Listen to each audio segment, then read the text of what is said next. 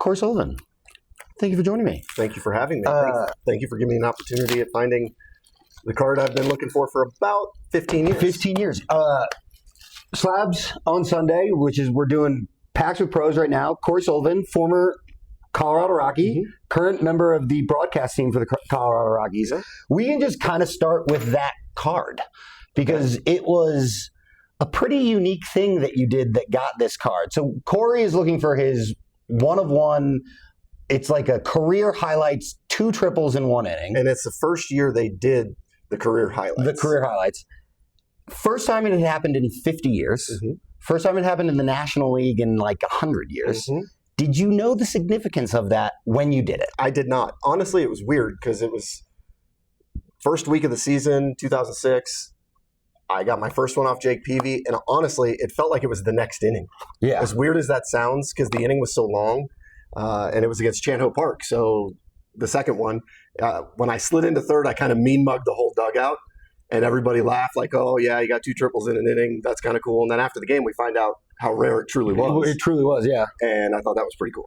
Yeah, I mean, like, I keep score at every game. And it's the bane of my existence when any team bats through the order. Yeah, because it really just throws me off. Yeah.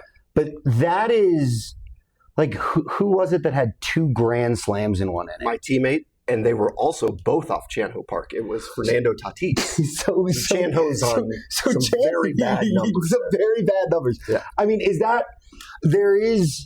that's obviously an incredibly memorable moment. Yeah. Right? And that's a real high.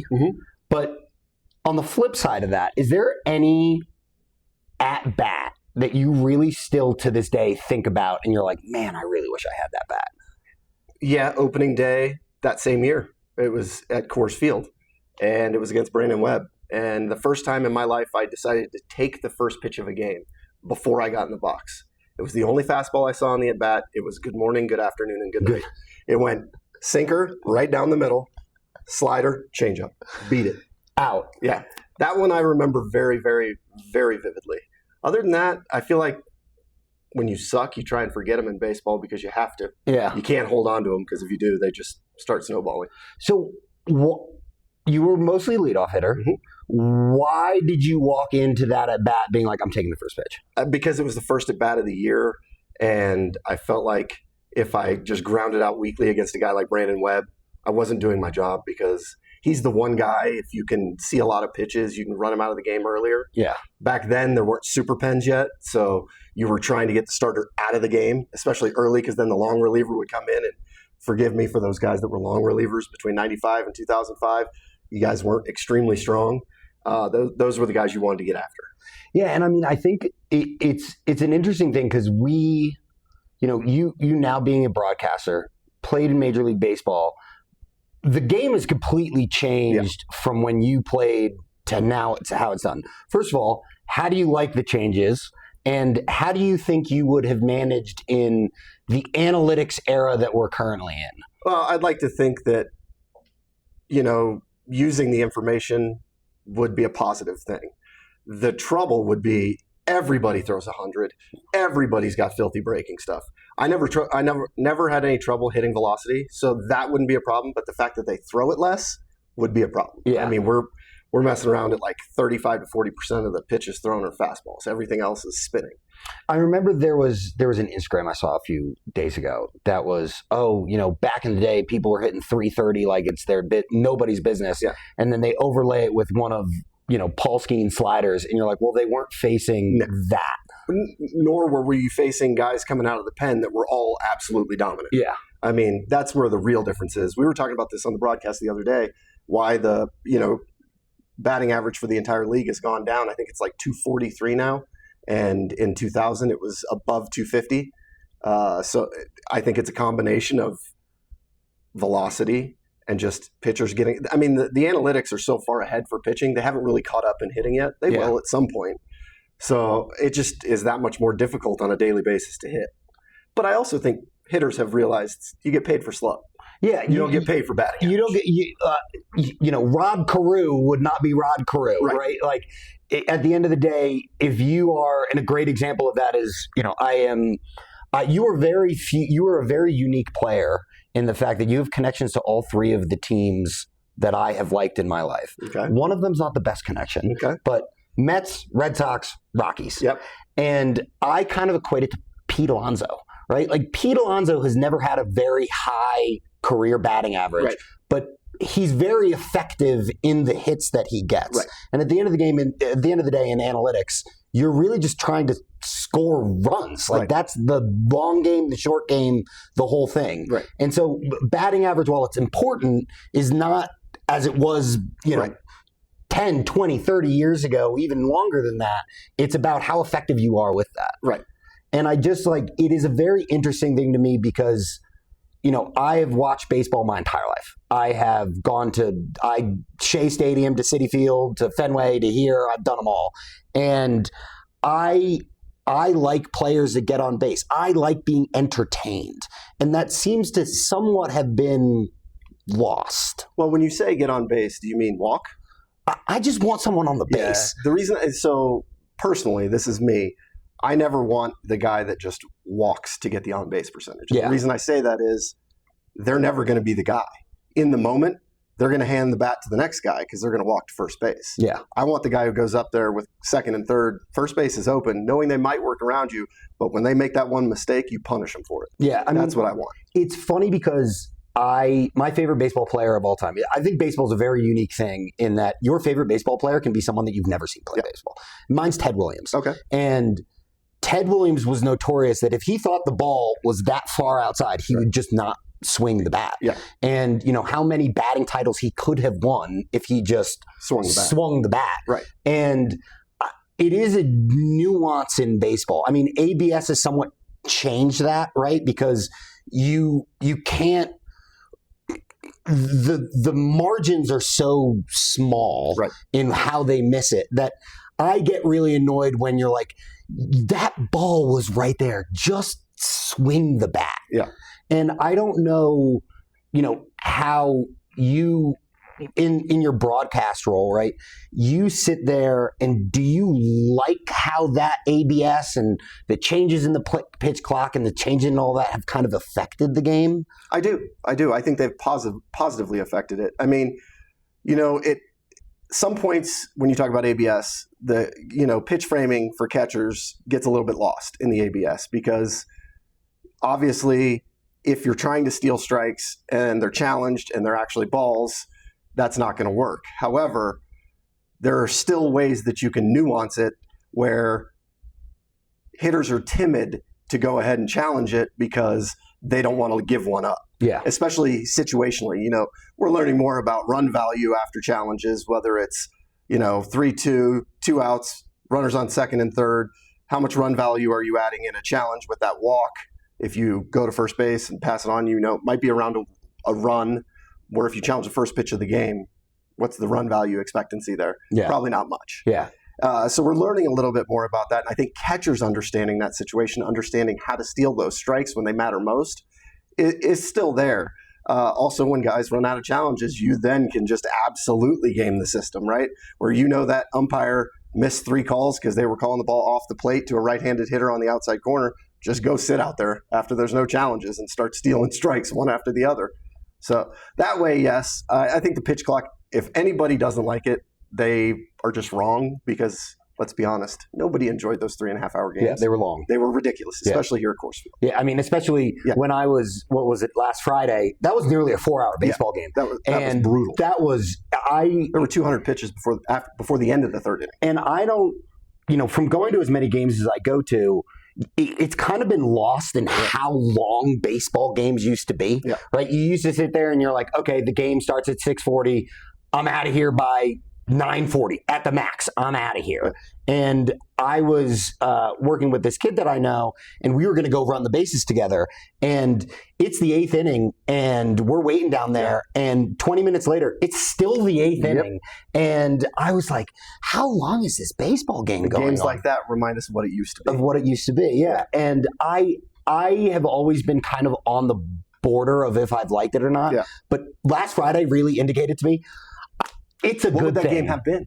Think about it. Oh, it would have been a 5-hour baseball game. Yeah, it would have been brutal. Yeah. Ridiculous. I mean, especially because I really like the limiting the mound visits. Yeah. I really like that. It speeds up the game. You can't really slow it down. You can't play the matchup game. The matchup game and the chess of, okay, I'm going to give my reliever that's in the bullpen an extra couple minutes by just walking out and doing it, and you don't have to waste anything.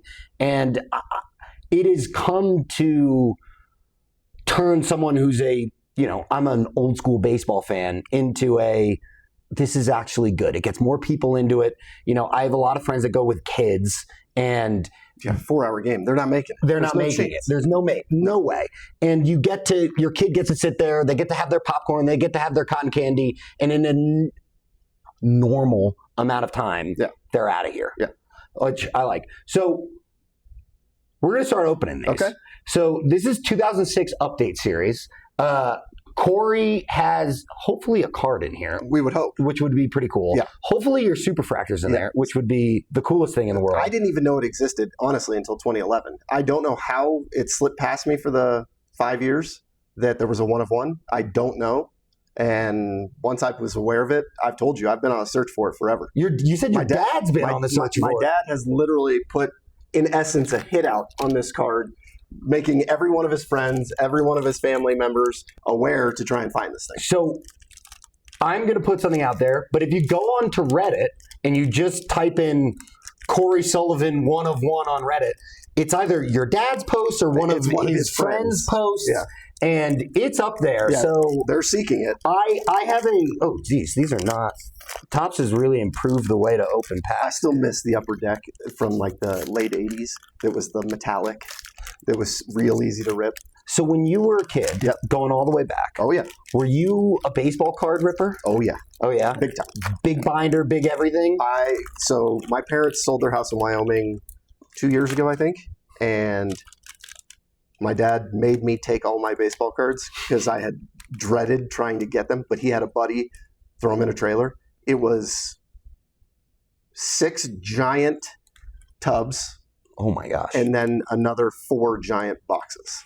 So we were talking before about my dad and his company. His company actually owned Leaf at one point. No way. So in 87, 88, 89, 90, 91, I think, I have uncut sheets. I've got an ungodly amount of Leaf from that generation. How long did he have Leaf? Because back in way back, if we're going like the 40s, 50s, Leaf has some of the most expensive cards they've ever done. So he would have gotten involved in that company in 1989, and they would have sold it somewhere around, I think, 95. I'm not 100% sure on that, but they only owned it for about 5-6 years. Yeah.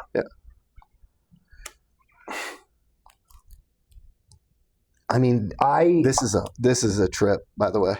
So if there is anybody on this that you have a good story about, I would love to hear it. Okay. But there we go. We got a career highlights already. Carpenter blanks Bengals in World Series, Game 3. I've never heard the Tigers be referred to as the Bengals before. Never in my life. I'll have to show this, but it literally says blanks the Bengals. That's a football term to me. So when you were a kid, was it always baseball? No. I played 3 sports growing up the entire time until my sophomore year. I stopped playing basketball. So it was basketball, soccer, baseball. I was arguably better at soccer through high school.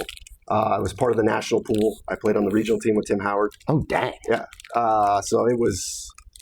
So how did baseball become? That was always the one. Yeah. It was never going to be soccer. No. Especially back then, there was no MLS really. Yeah. So it was go overseas and play.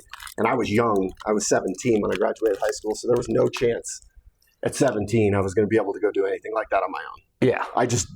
Not that I wasn't mature. I wasn't mature enough to be on my own, but my whole family played soccer. My mother played at Kentucky. My sister played at Arizona. My dad played competitively for a while. Your alma mater, pretty dang good at soccer. And I tried. Actually, one of my friends from that regional team, his name was Aaron Thomas. He was on the team at Wake Forest, and he petitioned the coach to get me to play. And they asked, and Because it's fall and spring. Right. Yeah. And I wanted to. And George Greer, who was the coach at Wake Forest at the time, was like, not a chance in hell. So not a chance. So it's funny because like I have, we do have somewhat of a weird crossover because I went to Elon. Okay. My sister was an What year did you go to Elon? 2014. Okay. So I graduated in my 2014. best friend from high school, and still to this day, my financial advisor went to Elon. Oh, no way. Yeah. Were they the Fighting Christians back then, or were they the Phoenix? They were the Phoenix. They were the Phoenix. Yeah. And then my sister was also an athlete. Here's an in error the card and a big error card. Uh-oh. What do you see missing? There's no number. But look again. Derek Jeter, 2 grand slams. It doesn't say slams. Oh, it just says grand. Error card for Derek Jeter. Pull that aside because I'm gonna have to season highlights. I'm gonna have to show that one up. They have error cards are very few and far between. Yeah, but they are pretty interesting ones to have. So my sister was also an athlete in the ACC. Okay. She went to Chapel Hill. Oh. She was a swimmer. Yeah. Why Wake Forest? So like I mentioned, I grew up in Pittsburgh. I had offers to play both sports all over the Northeast. Yeah. But my whole life, I had heard that you have to go south or west if you really want to pursue baseball. I had never really had an opportunity to compete against some of the best. Back then, there was no area code games. There was nothing like that. Yeah. So I went to all the camps. I went to the University of Miami camp. I went to the Arizona State camp. I went to the Tennessee camp, trying to establish my name in front of those coaches. I would always do well, perform well. 721. 721, Barry Bonds. I think I saw 723 in here too. And I would win camp MVP or something, and they would just say, we'd love to have you walk on. Yeah. They would never give me an opportunity for a scholarship. So I was going to walk on at the University of Arizona. However, I got a call. This would have been the first week of June, 1997. So I had just graduated high school and was committed to go walk on at U of A. And it was from a guy named Justin Ross. Justin Ross was 2 years older than me and went to my high school. Okay. He went to Tennessee on a scholarship for baseball, was a pitcher and center fielder. His college roommate, Jeff Pickler. No way. Yeah. Who is now the bench coach of the Colorado Rockies. No way. His father was the head coach at a school named Cypress College, which at the time was the #1 junior college in the country. He said, if you're serious about this, have you ever considered junior college? And I said, not really, but I've never really had an opportunity. And he goes, why don't we call my father? It was a 3-way call, which back then was kind of rare. And the next weekend I flew out, took batting practice, stayed with Scott Pickler at his house, decided that's where I was going to go. And for the next 2 years, I played 220 games, 55 in the fall, 55 in the spring, both years, started every game, and got my baseball education. And at that point, I could choose where I wanted to go. And I narrowed it down to 5 academic schools that were also really good at baseball to kind of hedge my bet. Yeah. And that's how I settled on Wake. So what did you major in at Psychology and political science. Okay. So you're really putting good use to those majors right now. With intention of going to law. Well, I was going to go to law school if baseball didn't work out. Yeah. So I use it in poker. Yeah. So went to Wake Forest, played in the Cape Cod leagues during the summer. What was the biggest, I mean, this is kind of a cliche question, but when you transitioned to the pros, what was something, a hard transition and or something that you were like, oh, this isn't actually as bad as I thought it would be?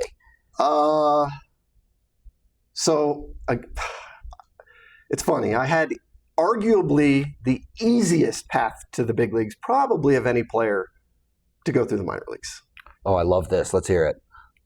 Out of the draft, I skipped short season. I went to Asheville, North Carolina. Yeah. About 100 miles from my school, Wake Forest. My college roommate was already on the team. There you go. That's a help. Never had a bus trip that year over 6.5 hours. Oh, geez. Have some success. Go to high A the next year in Salem, Virginia. Yeah. About not that far away either. Correct. Yeah. With a bunch of my college teammates as well. Never had a bus trip over 6 hours. Next year I go to Double A. Danny Bautista of 2006. That's actually a pretty sweet one. Yeah. The first insert we get is a Colorado Rocky. That's nice. That's a nice, easy one to get. Yeah. So very easy transition. You weren't having to fly all over the country and do all that. Next year, go to Double A, which is in Tulsa, where I was born. Yeah. And had family. Never had a bus trip over 6.5 hours. Skipped Triple A. Got to the big leagues. So do you think? I mean, everybody has a different path to major leagues. Do you think that your familiarity with all the places that you were and the fact that you didn't have to, again, travel all over the country in order to play really helped you settle in and then work your way up? I do. I think having close friends, people who knew my swing, knew things like that, that was always going to help, because if you struggle, those are the people you want to talk to. Yeah. I also think I give my parents a bunch of crap for this. We moved 3 times when I was a kid, and all the way up till when I was 10 till we got to Pittsburgh. And then my parents actually moved from Pittsburgh during my junior year of high school, and I stayed and got a corporate apartment. Yeah. And because they moved to Wyoming, and there's no soccer, no baseball. Where in Wyoming were they? Evanston, southwest corner. I have never heard of it. It's the last stop on the way to Salt Lake City on I-80. Good to know. So wow. because of all that, my dad was in the oil and gas business. Okay. Yeah. So because of all that, I think moving, living in an apartment, being by yourself, I think all of those things contributed to a pretty, I would say, speedy ascent. Yeah. Yeah. That's interesting, because, like, as I said, everybody has their own transition. You then make it to the majors, Mm-hmm. and you led off for the Colorado Rockies, Mm-hmm. played center field. In 2007, they had a pretty good year. It was cute. It was a cute little run. We talked about this before, but Red Sox fan. So for me, that was actually a really good year for me. Yeah. But the Rockies to end the season went 21-1. If I'm that is correct. pretty sure. The origin of Rocktober, for anybody that doesn't know, what was that like in the clubhouse? Like to be part of? Like, that is a crazy run of baseball games. So I'm going to go back to 1990 for 1 second. My 10-year-old team went 44-0 when I was 10. Okay. We did not lose a game. When we were 42-0, we were playing in a championship game, and we were down 6-3 or 6-4 in the 6th inning. Back then, it was only 6 innings, and it still is, actually. Well, the other team was chanting 42-1, 42-1, and we ended up coming back and winning that game, and then won our last game of the year as well. That was one of the most fun times in my life. When we did it at the major league level, I wish other people. I think fans here felt like they were a part of it, which they were. Yeah. They were a huge reason we went on that run. But it was the closest I've ever felt like a child playing the game professionally. Every day we came to the ballpark, every day we knew we would win. We had no idea how we would win or who would be the hero. Yeah, because it was a different hero every day. Yeah. Now, in hindsight, I went back and looked at some of the numbers for guys like Helton, Hop, Holiday, Atkins, Tulo. Mickey Mantle. That's not a bad one. No, not at all. The 5 main guys in that lineup, they had some of the most ridiculous Septembers I've ever seen in my life. Yeah. And every day there was a different hero. Yeah. It was pretty cool. It's pretty cool. Yeah. So, obviously for me in my childhood, it worked out really well. But going into the Fall Classic, Yep. What was your guys' I'm assuming you didn't think you'd get swept. Nope. But, like, did you – and that Red Sox team was real good. Real good. But however, we had played them earlier in the year and swept them. And swept them. Yeah. Yep. And Similar teams. Did you guys – obviously that's come down. But did you guys really sit there and be like, okay, this is how we're going to attack it? And or were you kind of like in the vibe of the 21-1 or 22-1 run, and you kind of sat there and were like, we don't know how we're going to do it, but we're going to do it? That's how we felt. And also we were kind of stuck in limbo because the Indians at the time, Cleveland Indians, were up 3-1 against the Red Sox. Yep. So we were getting ready to go to Cleveland because Yep. back then the All-Star game decided who was going to host. Yep. And the American League had won, so we knew we were going on the road. And then I think they lose Game 5, and it's 3-2, and we decided to stay. But we were debating on going to Arizona because there was a snowstorm coming. Then the snowstorm came, and we couldn't go anywhere. So we kind of got stuck in limbo. And I say this, and I know obviously people think we lack objectivity, but come on, we had 8 days off.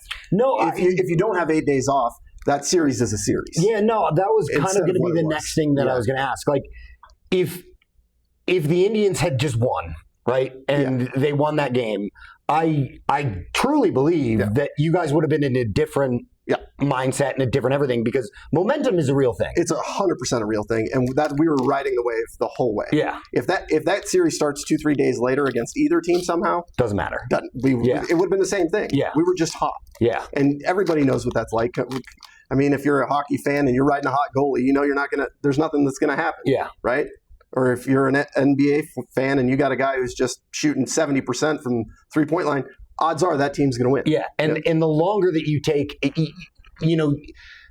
not to say this because it kind of sounds a little stupid, but like it is when you're running off vibes and then you kind of have to sit back and relax, you start to think a lot more, and things don't necessarily just flow and happen. The thing that I think about too is, well, I haven't had 8 days off in between games at any level since I was probably 12. Yeah. Right? Never mind Francis. I think he had 11 days off in between starts.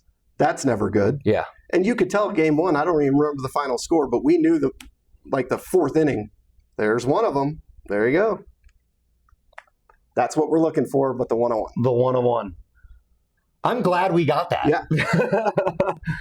So this is the base version of Cory's highlights, which is, as we were discussing earlier, the 2 triples in 1 inning. So there are 4 different variants of it, which is pretty cool. Yeah. So obviously teammate of Todd Helton. Yes. Hall of Famer Todd Helton. Yes. You guys share a birthday. Mm-hmm. Did you guys ever have like a joint birthday party? No, never did, but it is a huge, huge point of mockery in our team chat log. Nobody will wish me happy birthday on that day. Everybody gets on there and goes, "Hey, happy birthday, Todd. Hey, Todd, happy birthday." And you're kind of just sitting in the corner, just like, "Hey, me too." It's just a really funny thing. And then at the end, somebody will be like, "Sully, you forgot to wish him a happy birthday." And I'm like, it's my birthday right now. It's hilarious every year. They do it to me every single year. And is it just kind of a running joke at this point? Oh, yeah. Yeah. Todd will always send me a text, though. Yeah. Privately, and do it. Okay, because that's good to know. So you guys, obviously, there were a bunch of characters on those teams. Oh, yeah. So who was the leader of that clubhouse? I have a guess. But was there someone that was just an absolute prankster? And when you get? That's a Gary Matthews Stitches. I've never seen this, but I think it's a all-star workout used jersey that you get. Pretty sure the time has passed because it's usually like a year, isn't it? Yeah. Yeah, but I'll show that.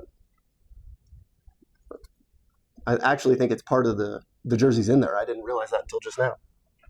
Oh, dang. Yeah. That's actually, I've never seen anything like that. They have really increased the size of the patches nowadays. Yes, they have. That is about as small a patch as you could physically get. Speaking of something like that, it was really cool this past series. TJ Shook made his major league debut. Yep. And after the game, I'm in the clubhouse, and he's so excited. His whole family's outside. And he's like, "Oh, I got to go give my jersey to my dad."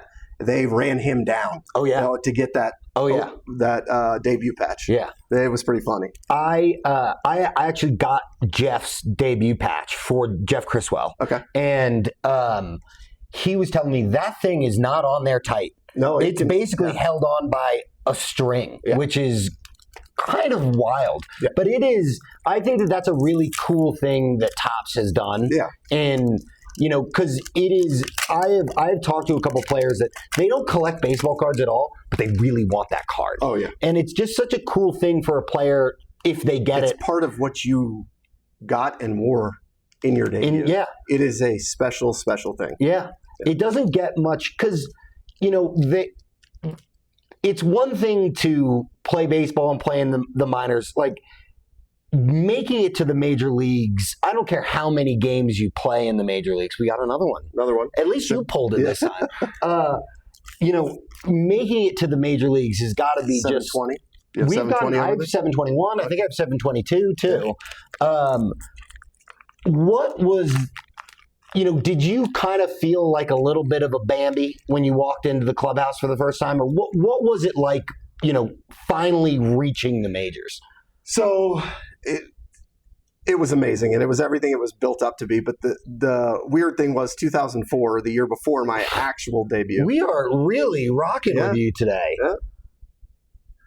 Before my actual debut, I would have had a strong opportunities. My first year on the 40-man, going into spring training, Preston Wilson had knee surgery. Yep. So there was a chance Larry was recovering from an injury as well. And the first spring training game comes around, and I'm leading off, playing center field. So I was like, okay, here we go. Go to batting practice that day after cuts and relays, and I blow out my elbow and have Tommy John. So because I was on the 40-man, I ended up getting a whole year of service time. I did my rehab in Denver. Yep. So I was part of the clubhouse that whole year. Yep. That being said, I think I said 3 words in that clubhouse the whole year, because when you're on the injured list or any of that, you don't want people paying attention to you at all. So it was a very be seen, not heard kind of situation. The next year, you got a lot of veterans on that team: Desi Relaford, Todd Green, Helton, of course. And the benefit I had was the fact that all of my teammates at that point were in the big leagues. Yeah. I mean, it was Hop, Holiday, Barmas, Atkins, Francis. So everybody being there made it so much easier. And there were some guys like Scott Doman that was there as a reliever, who was a good friend of mine. And that made it a lot more comforting and an easier transition again. Yeah, and you being there for the year, Right. You got to know the guys, Right. Even though you were, be seen, not heard, Right. heard, not seen, whichever way you want to phrase it, you kind of came into that next year as a little bit of a more comfortability in what you were doing. 100%. Yeah. Right. And it was interesting, too. When I found out I made the team, it was like 5 days. Jesus. There you go again. All right, Hey, they have to fill these packs with somebody. I have a feeling that this superfractor is going to be in here. I don't know if I pulled more cards of anybody other than you. I lost my train. Oh, so 5 days before spring training ends, they call, you usually want this really great call-up story. Yep. But they called Hop and myself in together and let us know we had made the team. They weren't going to announce it yet, but we could call our parents and let them know. So I walked outside, called my dad. He ended up flying down. His best friend flew down, and we had this really big celebratory And dinner. they were in Wyoming at the time? Yeah. Yeah. So that was pretty cool and pretty special. So when you after coming through all of that and you were kind of sitting in the back, was there one player that really stuck out to you as the glue of the team, prankster, guy that just kind of kept the whole thing rolling? In 05? Yeah. Throughout your time at the Rockies, there were a lot of guys that kind of stayed there through that time. Yeah. I think 05 was a big transition year where a lot of us were trying to, that's the year we were called Todd and the Toddlers. Yep. We were all trying to get our footing, just trying to establish ourselves as major leaguers. So I would say then, also Todd Green, man, he ruled with an iron fist. So there were not a lot of big personalities, or at least we didn't let him out very often. So not yet quite that year. Spilly made his debut that year, Yep. but he was only up for a little bit. 06, he established himself kind of.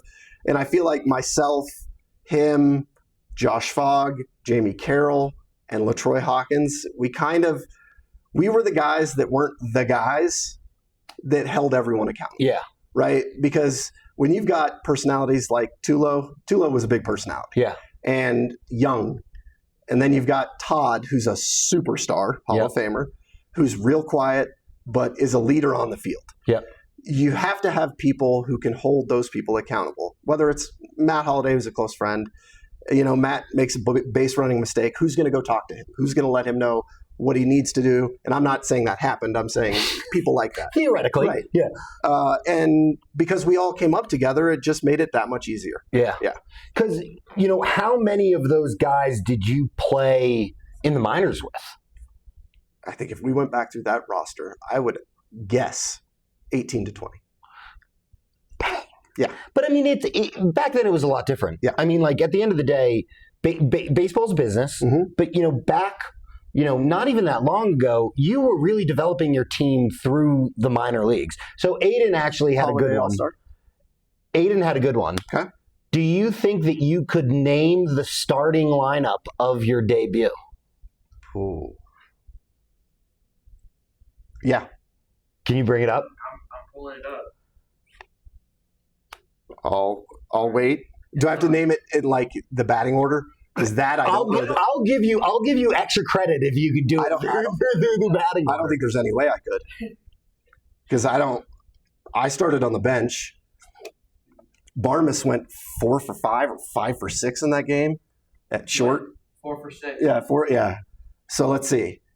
Third base would have been Jeff Baker because Garrett Atkins got hurt 3 days before that in an exhibition game. Okay. So Bake Show started at third base. Barmas at short. The question is, was it Aaron Miles or Luis Gonzalez? I'm going to go with Luis Gonzalez at second base. No. Aaron Miles? He went 5 for 6 that game. Aaron? Yeah. Okay, Aaron Miles. Helton at first. Catching, I'm going to go with Todd Green. No? Who was it? Klosser? Yeah. J.D. Klosser. Okay. Left field, Holiday. Center field, Preston Wilson. Right field, Brad Hopp. No on right field. No? Oh, Dustin Moore. Yeah. I forgot. Dustin Moore started that game. Then he blew out his calf literally blew out his calf celebrating the walk-off. Yeah. That is, I do not have, I'm ADHD, so my memory is not the greatest thing in the world. That is very, very impressive how many times you can remember the people getting injured and the days before it happened. Yeah. Well, that ended we never went on exhibition games after that because they didn't want anyone to get hurt. I mean, that's fair. Yeah. That's very fair. So you are a very personal person when you see you right now working, when you're down doing your on-field reporting, very great with fans. Is there a chirp and or comment that a fan made to you during your playing days that you still remember?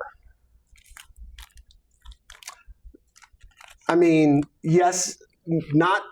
It could be PC. Well, no, so at Wrigley, the bleacher bums, the bleacher creatures, during batting practice, they did their homework. Oh, yeah. They knew everything about you everywhere you went, and they would call you out on all kinds of random things. Yeah, that you didn't even remember had happened. Whether it was high school related, college related, minor league related, they did their homework. Philly, they would just try and rip you apart. Yeah. Dodger Stadium, they would try and rip you apart. Yeah. San Francisco, they would be as nice to you as possible until you turn them down on a ball in batting practice, and then they absolutely leveled you. Ripped you apart. The one I remember was Old Busch Stadium, where the guys in the upper deck were absolutely having at me. So, not to interrupt, this was one of my earliest memories at Shea Stadium. Yeah. I was at the game. That was unbelievable. The card from Endy Chavez's The Catch, as it's known in baseball. There's a couple of The Catches, but that was one of my favorite moments. I remember that like it was yesterday. Unbelievable. Snow cone and everything. Yeah. So, as a center fielder, I am personally I love watching Brendan Doyle play center field. I think it's one of the most magical things that you can see. As a former center fielder in Coors Field, what is it about the way that he plays center field that just kind of sets him apart from everybody else? Because it's not easy to do it here in Coors Field. No, it's not. I think the way he attacks the baseball in the gaps is really, really cool to watch. But the thing that separates most center fielders is how they go back on the baseball. Yeah. And I think Brenton is as elite as it gets on going back on the baseball. And that comes from your first step, your jump. Yeah. Obviously, he's got ungodly speed, which doesn't hurt. Nope. But the ability to go back on the baseball, whether it's left or right, he is as good as it gets. Yeah. And I mean, he's currently on the injury list for those who don't know. For that exact reason. I mean, him going after that baseball, what was it, 2 weeks ago? I mean, that was a 40, 50-yard run that he had to make. And he went no holds barred, full send, and nearly caught it. Yeah. And I knew instantaneously that something was wrong because most of the time when Brenton dives, he gets right back up. Yeah. And he was down for a little bit. Yeah. And, when you play, does it ever cross your mind of, maybe I need to not go full send, or is it always just locked in that baseball, I'm going for it? I never had that thought. Yeah. Not once. It was always just go. Yeah. Just go and make the catch. And I think there's only 1 or 2 times I ever left my feet and didn't know I was going to catch the baseball and caught the baseball. So that's an interesting way to put it. Yeah. And that was, I'm assuming in your mind, you were like, well, I have to send it. Yeah. I have to. I have no choice. Yeah. And Those even are if typically situations where the ball's in the gap and you know your corner outfielder's backing you up. yeah, Because if you're doing that coming in on the baseball, no chance. especially course field, Yeah, I mean, the ball's going to get behind you. It's going to turn into a triple. It's funny that I've never actually seen this. I've never seen an inside the park home run in Coors Field. so I feel like it's kind of hard. yes and no. It has to happen, in my opinion, in right center. It has to. Yeah. Because that's the furthest throw at that point. Yeah. I'm pretty sure Garrett Atkins has one, and he's the slowest guy I've ever played with. And he literally was the best at turning triples into doubles. So That is a great. And That's a great compliment right there. Every single time he'll watch some of the broadcasts, and every time Spilly and I talk about somebody having it, we did this with Jake McCarthy the other day when he slid into third and Andy was still sending him. Yeah. And we were like, oh, it's just so difficult for an inside the park home run. He'll text us immediately and be like, I got one. Didn't Ian Desmond hit one? He did. Course? He did. Because I feel like it's not a very. First of all, it's not a very common thing in Major League Baseball because I think it's not like Little League Baseball where it happens all the time. Yeah. This is the pros, and most of the time when an inside the park home run happens, there's a big mistake that's happened somehow, or a ridiculous carom off the wall. Yeah, and that can happen in right because of the different materials with the elevated wall. Yeah. And if it hits, because that's I told you earlier when I was walking around the stadium. I love that it's just the old school scoreboard in the back, and I feel like if that hits it at the wrong angle, that ball is going somewhere that you won't be able to get it for a while. We saw it in the last home series with Drew Gilbert. He hit a ball off the upper right field wall where it's concrete, and it came all the way almost back to the infield. Yeah, you have to have a second base, or you have to know, and your second baseman has to know they have to go out in that situation and be a backup. Is that when you guys are practicing it's hard to do it in spring training, right? But how do you practice that stuff in the stadium that you play in every day? Is it something that, when BP is going on, balls are hit all over the place in a lot of different speeds at different points?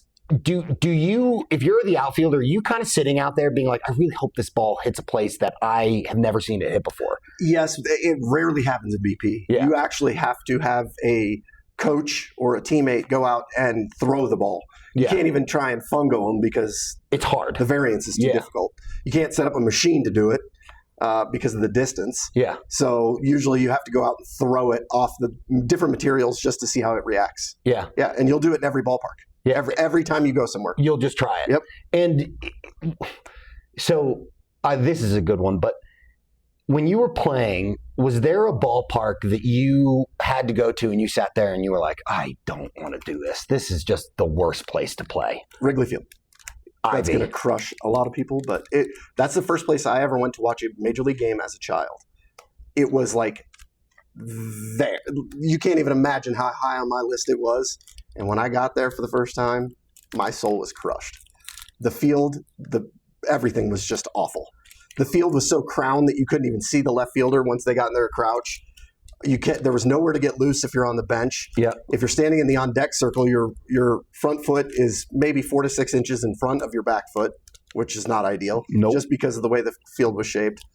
It was just it just wasn't big league to me. And has that changed? Oh, they fixed the surface, which is good. Yeah. And they've added batting cages out in right field now, where you can go get loose. They've made all the necessary adjustments. Yeah. It just wasn't there. In order to get loose, you couldn't run to get loose because the way the tunnel is there, it's so zigzag you can't do it. You can't do a straight little run or something like that. And in order to get loose hitting, they would go drop like a rug over a thing in the back or in the clubhouse, and you'd have to hit balls, soft toss into that. Were you? I'm trying to get my dates right. Did you ever play at Minute Maid when it had the Talus Hill? Yeah. Yeah. What was that like? I played at a couple of college places that were like that, so it wasn't too unfamiliar. But none of them were as dramatic or as. It's an incline. They were all kind of that way throughout the whole outfield. If that makes sense, it was like a little 5-yard. Like that was the warning track. Yeah. But when you got to that, what amazed me about it was you could hit a homer to dead center field 470 feet. Not out. It could hit the flagpole, which was in fair territory, and come back into play. That's right. Yeah. The flagpole was in fair territory. Yeah. Because I never really understood why. Like, there are quirks of baseball stadiums, right? Yeah. The Ivy and Wrigley, as we just talked about. Fenway Park has the weirdest dimensions the world has ever seen. But when you built a brand new ballpark to then just put a 30-degree incline in the middle of the outfield made no sense to me. Yeah, none. Like, it was a nice little novelty. Yeah, but like, it's not like it was a nod to anything No. or there was a rhyme or reason to it. It kind of just was like there. Yeah, it's whoever the designer of the field was like, oh, let's put a little touch on it. Let's make something. My favorite's the ones that forgot the bullpens when they were building the stadiums. San Francisco was one of those. Yeah, and they're on the field. They were. Yeah. Now they're not. Where Yeah. are they? They moved them out to left center. They're in left center Yeah. now. So, hated playing in Wrigley. Mhm. Where did you love to play the most? Ooh, I mean, I love playing, of course, but Yeah. Dodger Stadium. Yeah. Ironically, the places I said the fans were the worst, I typically played the best. I loved the environment. I loved how loud it was. Yeah. 62,000 people. Dodger Stadium, the surface there is like this. And I mean lightning fast. And I love that. Yeah. That's also why I hated, at the time, playing at AT&T Ballpark. Yeah. Obviously, the name's changed. But everything I felt like I did as a hitter worked against me at that ballpark. If I hit a ball pull side in the air, it wasn't going anywhere. The grass was thick. The marine layer came in. Yeah. It just felt like everything worked against you. Yeah. Yeah. So when you were playing, what made, I mean, this is two different sides of it, but when you're at bat Mm-hmm. and there's a pitcher that you feel like you can hit really well, Mhm. and then there's conversely a pitcher that you can't really hit very well. What is it about them? Is it a you thing? Is it the way that they deliver it that makes it easier or harder? Like, what is it about, the pitch coming in that allowed you to have success or failure against it? So now that we have a lot more information, I've started to look back at my success or failures. It seems like a lot of the guys that had a lot of horizontal or vertical movement I struggled with, but only when it was slower velo, like 88 to 92. If it got up above that, As you said, you liked hitting velocity. I could get after it. But for like Greg Maddux back then, just marked me down for 4-week groundouts. Yeah, I mean, but Yeah. Greg Maddux threw max like 88 miles an hour. He was not bringing the heat. The only guy that I think, and I can't remember what his full velo was, the only guy I got after that was like that was Jeff Weaver.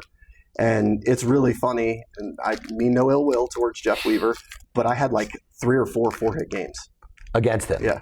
And it got to the point where I was in AAA one year, and he was rehabbing, and I told my teammates, I'm like, mark it down. Yeah, here we go. Yeah. And I first at bat bombed to right field, and I went 3 for 3 before he came out of the game. I'm like, I don't know why, but he was one of those. And it wasn't necessarily it was just you kind of figured it out. Yeah. Yeah. I could see the ball well. Yeah. I understood how he was attacking me. Now, the guy on the other side of that, which I swear to God, I felt like I knew every pitch that he was going to throw me, Roy Halladay, and I could never get a hit. And he threw Interesting. every pitch I thought of. He would just put it in a place where I couldn't do anything positive. Yeah. I hit 3 Even holes. though you knew it was going, what it was, where it was. It's the only game, I believe, that I started and hit in the 3-hole in the big leagues, and it was for the Astros against Halladay. Yep. And I came up with the bases loaded with 1 out, and it was like a 7 or 8 pitch at bat where I fouled off a couple pitches, and then we got into the count where I was like, he's going to hit me with a cutter in right here. Yep. He hit me with a cutter in, and I absolutely destroyed it down the right field line. That far foul. Next pitch, sinker down and away. I thought it too. No, 6-4-3. Hammered it right at the shortstop. Done. It was every single at bat I faced him, I felt like no matter what I would do, even if you knew it was coming, even though everything would- it just didn't work he out. commanded it so well Yeah. that I was just going to get out. So, I mean, I think going back to Greg Maddux, one of, to me, the most underrated, even though he is as good as he was, I still think he's one of the most underrated pitchers in Major League history because I don't think he gets the credit that he truly Because he didn't deserves. punch tickets. Yeah. And people still think that that's the value. And, it was funny. We got in this debate the other day, Spilly and I did, about, when you're looking at Cy Young candidates, they look at the controllable stats, right? Yeah. Strikeouts. If I had a guy who went out there and threw 75 pitches in a complete game and got 12 ground ball outs, that's dominance. Yeah. That's weak contact. That's getting guys out on your way. Yeah. You can do it in one pitch. Why is 3 pitches better? Yeah. Because I think... What if I go up there and take 2 strikes that are borderline, right? And then just swing and miss at a fastball down the middle. Yeah. Is that them or is that me? Yeah. Right? And I think what's interesting to me from that perspective is... First Kaz Matsui. Oh.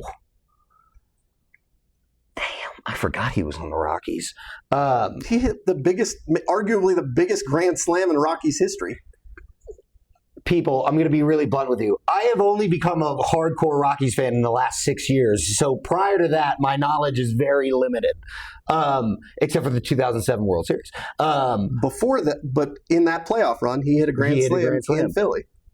So why do you think that contact pitchers have somewhat become a lost art in Major League Baseball? Well, because the zeitgeist is velo, spin. We've learned to. That's where the info comes from. Everybody can understand how to get spin efficiency, get carry on their baseball with vert, and it's also why kids at the youngest ages are chasing it and getting hurt. So, obviously you transitioned into broadcasting. Before we get into the question I had, what was the advent of you transitioning in? Did you just kind of miss the game? So I retired in 12, took about a year and a half off, traveled, spent time with my daughter. I was honestly going to consider and trying to work in the front office. Okay. I had met with Jerry DePoto to do it. He at the time was in Arizona, and that was a very strong possibility. And then I got a call from a friend who was in regional sales with, at that time, it was Root Sports, and said that they were having a couple people retire. They had never had a full-blown natural Rocky do it, and they wanted myself at the time, Jason Hirsch, Ryan Spilborgs, Dave Veers. I think there was 1 or 2 others that come in and audition and see what they could do. And let's just say that if that tape exists, it should be burned. Aiden, we're going to have to try to dig that up. Yeah. It doesn't exist. Both Spilly and myself, from what we were told, were awful. Oh, that is actually kind of hard to believe. Well, the first time you get in there and you're doing it, they gave us a rundown like we have now. And Dog Mirabelli, love that. And give us questions and things that we're going to answer. And we went in and did it with Jenny, who honestly is probably responsible for making us what we are on the broadcast, if we're any good. Yeah. They're very good. And, it was funny. I had prepared, and I'm a bit of an over-preparer, especially when you give me homework, in essence. That's just the way I am. Yep. So I had it all done. And then when we go to do it, Bonds passes babe. The questions that she had given me, she did them out of order. So when she hit me with the first one, I was like, because you memorized it in that order. And I started, and I'm not kidding, 8 seconds in, after about 10 words out of my mouth, I said, can we start over? Yeah. So, as you've been doing this now for the last, 12 years, what is something that, you brought with you? I know. I think the super's got to be in there somewhere. What is it that, you brought to broadcasting from your game? Obviously your experience, but what is something else that you kind of sat there and you're like, I didn't really think about this side of it as much as I did, and I've now realized, I can, add this value in a way I didn't think I could add this value? What a good question. So, it's funny. In 2003, I was in Double-A with Tulsa, and Hop was on that team. Yep. And at some point, they came down and asked. They had a series where the analyst for the radio broadcast wasn't there. Okay. And they came down and asked if any of the players were available and could do it. And Hop immediately goes, Sully, you'd be an incredible color analyst. I was obviously playing, so we had pitchers go up and do it. I didn't understand what he meant by that, but I think the way I approach the game analytically, not the way we think of analytics, but breaking the game down, I try and think about it innings in advance, not just the inning that's at play, and how you can take advantage of certain things like that. Matchups later in the game, bullpen arms later in the game. I think that is one of my stronger assets that I bring. I also feel like I focus so much on defense I have focused on that I can see the game that way and how you should be playing when it's a pitcher that's a sinker ball guy versus a four-seam spinner, how the outfield should position themselves, how the infield should position themselves. And I do think the other side is I did pitch all the way through college. Having done that, I think I really understand how to attack hitters. Not always. You're not always going to get it right. But I just think, understanding pitch sequencing that way, because I wasn't a pitcher who was going to beat you with stuff.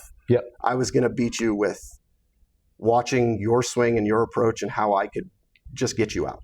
I wasn't a strikeout guy, but I knew how to get you out because I knew how to be in that box and what I thought. And that was it. So, because you are, you and I have chatted about this, and I love listening. Like, we had that conversation about Chase Dollander and the way that, Schaaf has been kind of managing him before he got hurt. Right. But,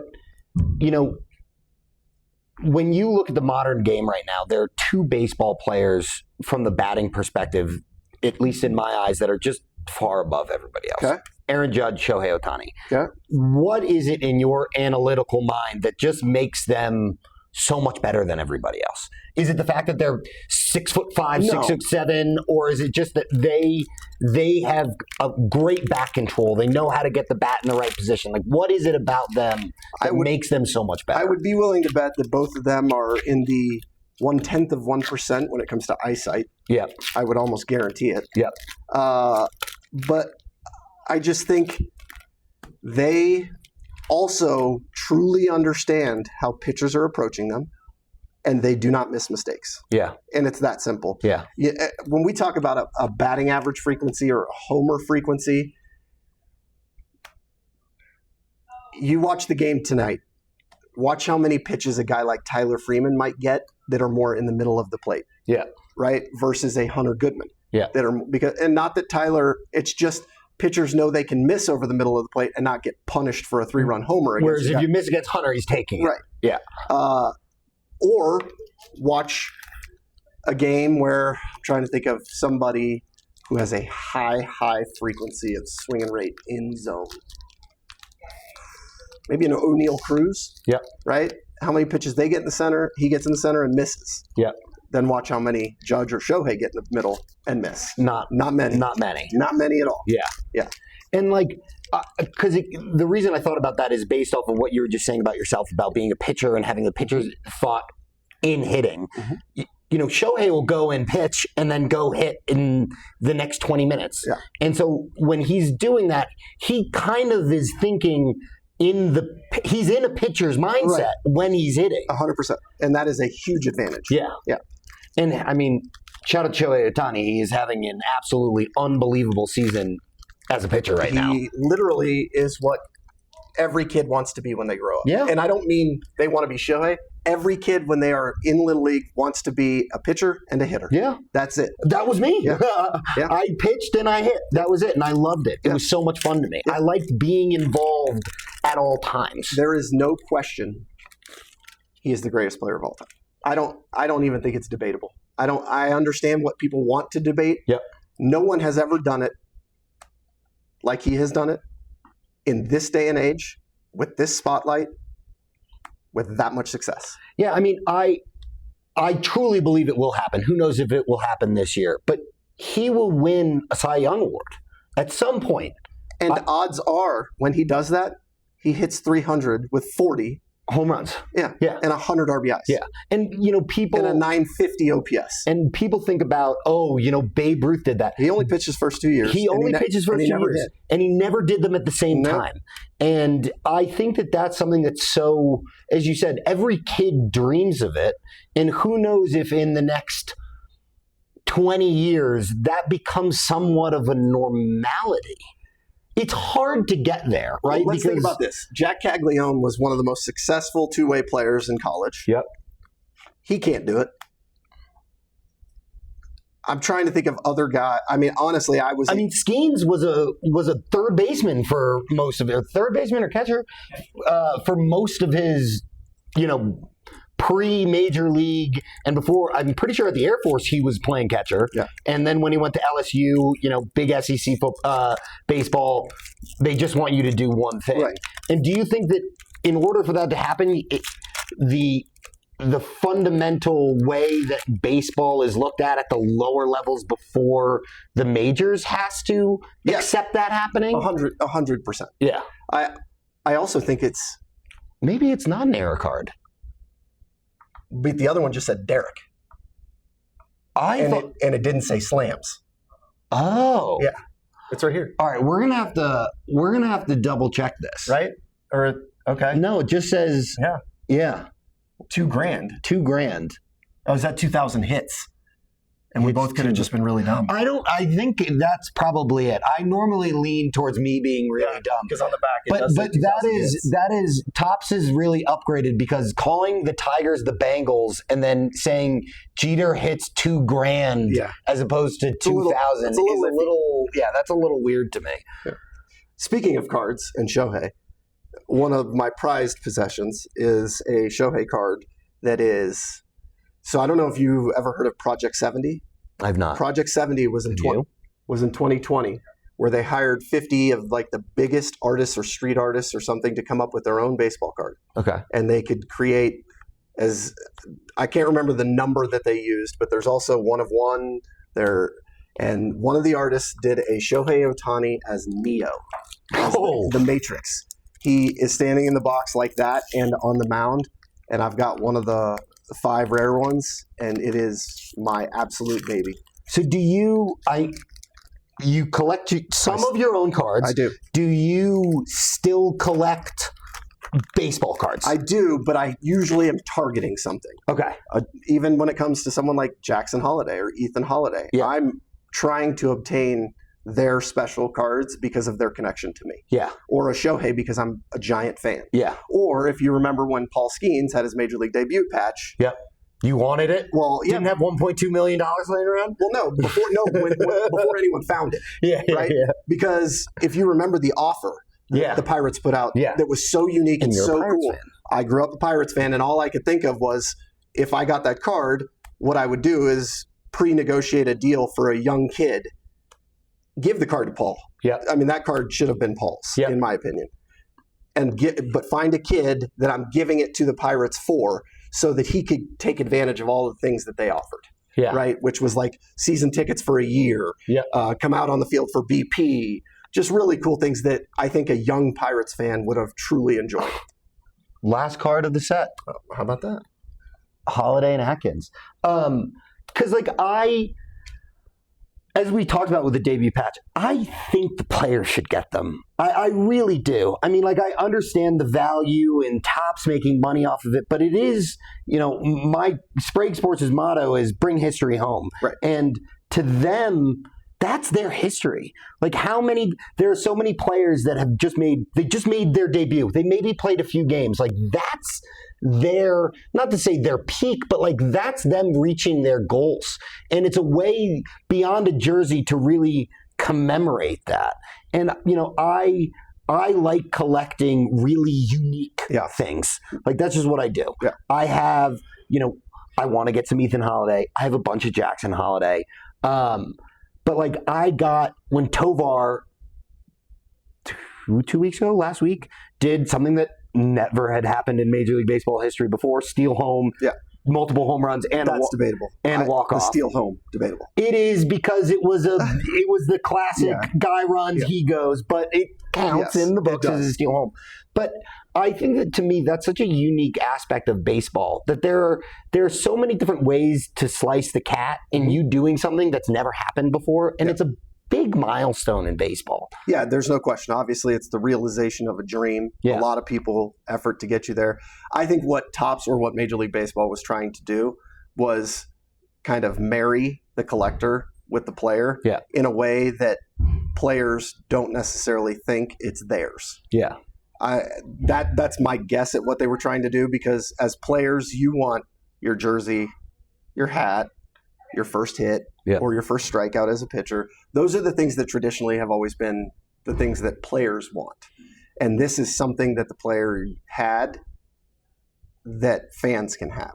I think that's what they were going for. I also, because it didn't exist when I played, Yeah, it right? didn't So exist. they created it only this. started a few Right. years ago. But I think to that point, something that I found very interesting, the number of times that then fans, it brings them back Right. together, Right. right? A fan has gotten that card and they're like, I'll trade you for it. Right. Let's meet. Let's do this. Right. And it creates Which a is new pretty cool. it creates a Yeah. new avenue of connecting with fans that, I think baseball is one of the, because the field, you are right there. Yeah. It's one of the few sports where when you're there, you're right there with the players. And I personally, Aiden, I think you'd agree with this. I think the Colorado Rockies as a team are so good at connecting with their fans. And, I know from talking to a couple of them, they really like connecting with the fans too. I mean, I remember last year when, as you know, last game of the season at Coors Field, if Rocktober is not happening, they do their Ring of Honor. Mhm. And, half an hour after the last player was gone, Brendan Doyle was just sitting out there. He was still at like third base and just connecting and thanking everybody. And I think that that's such a unique thing in baseball. And did you find it when you were playing that, it was so much easier and enjoyable to connect with those fans? Yeah, I think Rockies fans are, it's interesting. I've lived in Chicago. I've lived in Pittsburgh, completely separate of my professional career. And the fans there are true sports fans. They've been with those teams forever. And I feel like in Denver, we have a lot of enormous sports fans, but for Rockies, it's a little transient because people have come from all over living in Denver. However, I think what happened in 2007 created genuine Rockies fans. Yeah. A first generation of fans. Yeah. And ever since then, there are people in the range of 25 to 50 that are true Rockies fans. Yeah. They've never supported any other baseball team in their life. And that, to me, are the fans that I truly love connecting with because they were created out of something incredibly special. Yeah. And honestly, I think Rockies fans, I remember in 2007 when we did like a celebration of things here in Denver afterwards in downtown, and there was a giant stage and people gave speeches. And I remember I was holding Riley and I went up to give a speech and I just made sure to thank the fans because they truly were the 26th man in that run. Yeah. I think Rockies fans are so hungry for that again. And I feel like for the first time in a long time, they're starting to see that it's possible again. Yeah. They lost hope over the last 3 years, and I think they're starting to gain that hope again, and they deserve it. Yeah, Honestly, and I think they deserve it. the news that happened this year with the new minority owner coming in, that's only going to be positive for the Rockies. Right. And from someone who, hand up, I am a adopted Rockies fan. I grew up in New York.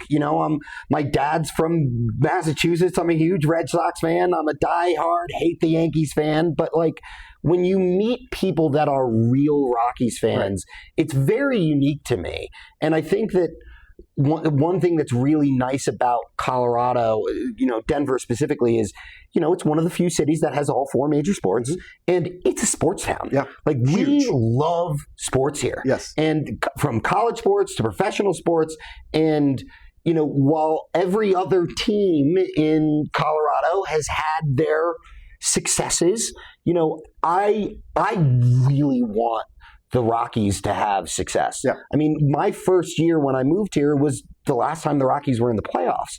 And that was that playoff experience was one of the best playoff experiences I have. Yeah. Because I think Coors Field, I'm slightly biased, is the best place in Major League Baseball to watch a baseball game. Very specifically to watch a baseball game. There's not a bad seat in the house. It's easy to watch from 365 degrees around. And I think that not only that stadium, those fans, but this town deserves Rockies' success. And they have a really young team. I think Shafe's done a really good job, and you can see that from, while they're not tearing the world apart, that they're delta from where they were last year compared to this year is the biggest delta in Major League Baseball. 100%. Like, they are the most improved team from then to now, and I really want them to succeed. Yeah. And I think with the new front office as well, they're in that data collecting learning phase. Yeah. And I think and this is the hard part for fans is, it's going to take a little time. Yeah. It's going to take some evaluation. And I think the trade deadline, we're going to see differences. I think in the offseason, we're going to see differences. And I think you give them the runway and you're going to see the success that Rockies fans want to see. Yeah. And I mean, for me, and I'm just a true baseball fan at the end of the day. What you want to see is continued improvement. Yeah. Right? It's one thing if you keep saying, oh, we're going to change things, and they just kind of stay stagnant. The last 3 years. Yeah. Right. This has been profound change. Right. And, I think that losing someone like Charlie and, what he brought to the Colorado Rockies, what he brought to the fandom, not to say that they couldn't have done that with Charlie, but I think that him being gone allows for new movement of players, a new image of the team to kind of go from A to B. Mm-hmm. And I'm really hopeful. Yeah, I really am. We all should be as fans. I think that we can see beyond the horizon for the first time. I would agree with you. Yeah. So I have one final question for you. And I have stolen this from another podcast, but it's a very interesting one. What was your welcome to Major League Baseball moment? Well, it happened right away. It was literally my first Major League at-bat. I had a very unique first Major League at-bat. It was opening day 2005. The game was against the San Diego Padres, which they come up a lot in our history. But, I started on the bench. I get tapped on the shoulder in the bottom of the 8th inning that I'm going in on a double switch for Matt Holliday because he's due up 4th. Shout out, Matt. So I end up going into left field. After the half inning of the top of the 9th happens, we are down by 2 runs. I know I'm up 4th, so I don't know if I'm going to get my first Major League at bat because one Trevor Hoffman, future Hall of Famers, coming into the game. And Jeff Baker is hitting 3rd. He ends up hitting a double. He's on second base. That leads to my first Major League at bat against Trevor Hoffman with 2 outs in the bottom of the 9th, down by 2, which is how many times have you heard kids play that out in their entire life? And I get in the box, and I remember, I honestly can remember everything about that at bat. My entire family was down the third base line, including my Little League coach was there. Wow. And the first pitch was a changeup down for ball 1. Second pitch was a changeup down for ball 2. I wish I could remember the umpire, but I can't. I'm actually surprised with how much of the stuff that you remember. I don't even know that I've ever thought about it, but the next pitch reminded me where I was. Yeah. It was a fastball about that far off the plate, strike 1. And I thought to myself, you can actually watch me step back out of the box and go, like, welcome to the big leagues, rookie. All right, we're going to have to find that clip. We're going to have to find that clip. Kind of go. Oh, okay. And then the next pitch was a fastball away. I hit it for a double off the wall. Baker scores. I don't know how many pitches later. Aaron Miles single up the middle. I score the tying run. Barmas hits the walk-off homer. That's a pretty good one. Yeah. It wouldn't. Hey, now in Major League Baseball, there would have been a nice little tap. Yeah. Cory, I really appreciate you doing this. This was super fun. We will put some of these cards up in post edit so that you guys can see. Cory's got to get over to the stadium. I do. Cory, thank you so much. I appreciate it. Yeah. Have a good one. Yep. Thanks, guys.